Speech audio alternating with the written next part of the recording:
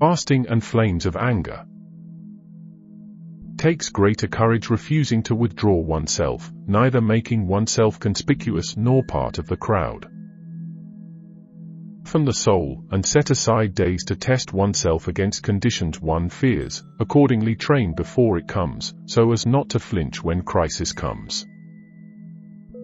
It is not how big a fire you can cast, it matters upon where the flames land, as many a great trees have repelled fire, yet the smallest spark can ignite on a bed of straws and sticks. Flames of anger derives their fire from the source it ignites.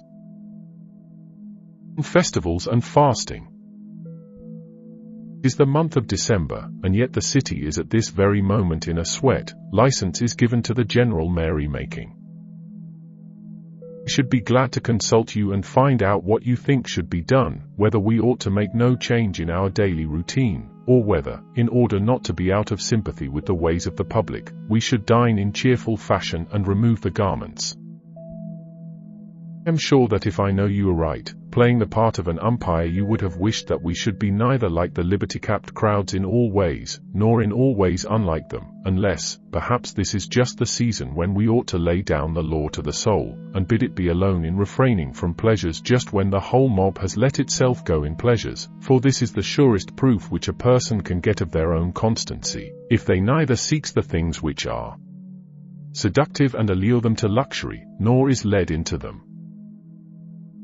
It shows much more courage to remain dry and sober when the mob is drunk and vomiting, but it shows greater self-control to refuse to withdraw oneself and to do what the crowd does, but in a different way, thus neither making oneself conspicuous nor becoming one of the crowd, for one may keep holiday without extravagance.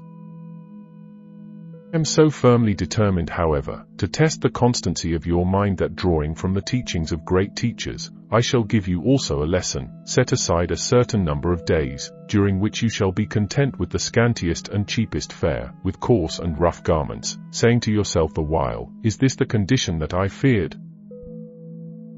It is precisely in times of immunity from care that the soul should toughen itself beforehand for occasions of greater stress, and it is while fortune is kind that it should fortify itself against its violence. In days of peace the soldier performs maneuvers, throws up earthworks with no enemy in sight, and wearies themselves by gratuitous toil, in order that they may be equal to unavoidable toil. If you would not have a person flinch when the crisis comes, train them before it comes. Such is the course which those people have followed, who in their imitation of poverty, have every month come almost to want, that they might never recoil from what they had so often rehearsed. Let the pallet be a real one, and the coarse cloak, let the bread be hard and grimy. Endure all this for 3 or 4 days at a time, sometimes for more, so that it may be a test of yourself instead of a mere hobby. Then, I assure you, my dear Lucilius, you will leap for joy when filled with a pennyworth of food, and you will understand that a person's peace of mind does not depend upon fortune, for, even when angry, it grants enough for our needs.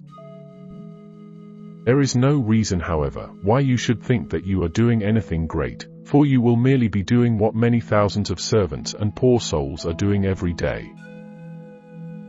You may credit yourself with this item, that you will not be doing it under compulsion, and that it will be as easy for you to endure it permanently as to make the experiment from time to time. Let us practice our strokes on the dummy, let us become intimate with poverty, so that fortune may not catch us off our guard. We shall be rich with all the more comfort, if we once learn how far poverty is from being a burden.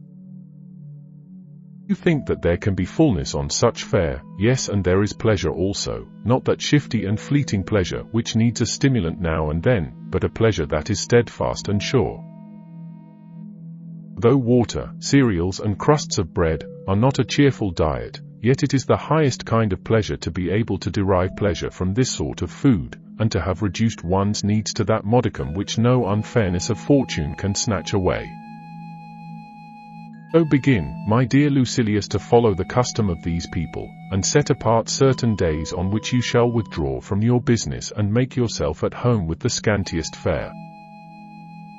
Establish business relations with poverty, dare, O my friend, to scorn the sight of wealth, and mould thyself to kinship with thy divinity.